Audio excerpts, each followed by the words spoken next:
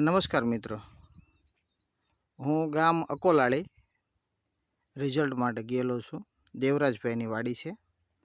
એમાં આજે થાંભલાનો ખૂંટો દેખાય છે ને, એની સીધમાં જે કાંઈ કપાસ છે તે જે કાયમિક કરતા હોય એ કપાસ છે. અને પછીનો જે આ છે, જો આ તમને દેખાય છે, એ કપાસ આપણી જે કંઈ ઓર્ગેનિક પદ્ધતિ છે, જે આપણી મત્વા કંપની છે, એનું આપણે ખાતર આપેલું છે. જે તમે જોઈ શકો છો, આ એમનો છે અને આ આપણો છે. વચમાં માત્ર એટલો જ ગાળો છે, એમાં તમને ખ્યાલ આવી જાય. જો તમને કલર, હાઇટ એ પણ ખ્યાલ આવશે.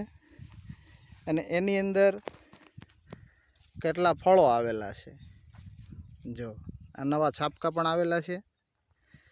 અને ફાલ પણ ઘણો બધો આવેલો છે, જે તમે જોઈ શકો છો. જો તમે જોઈ શકો છો, આ પણ આપણે ખરાબ નથી કહેતા, આ પણ સારી જ વસ્તુ છે. એમાંય તમે જોઈ શકો છો કેટલો ફાલ છે, છોડ કેવો છે. આપણે ખરાબ નથી કહેતા, પણ જે રિઝલ્ટ ખરેખર હોવું જોઈએ. જો આ બાજુનો છોડ છે, આપણે બીજે નથી બહુ દૂર જતા, તેનું ફળ જુઓ. ઓકે, જે એમની પ્રોડક્ટમાં બનાવેલું છે. આપણે બીજા પણ જોયું, એક નહીં, આપણે બીજું ફળ જોઈએ, બીજા પણ જોઈએ, જે નાના કૂણા છે એ પણ આપણે જોઈએ. જો આ એમના ઓલામાંથી છે, જે કાયમી રીતે એમની પદ્ધતિથી જે ખેતી કરે છે તે. હવે આપણે જોઈશું આપણે જે ઓર્ગેનિકમાં મત્વા કંપનીથી જે બનાવેલું છે, જે આપણે જોઈશું. જો આ એના ફળ છે. આપણે દૂર નથી જતા, આજુબાજુમાં જ તે, જ્યાંથી આપણે પહેલી શરૂઆત એની થાય, પહેલી શરૂઆત આપણી થાય, એના તમે ફળ જુઓ એકદમ નજીકથી. જો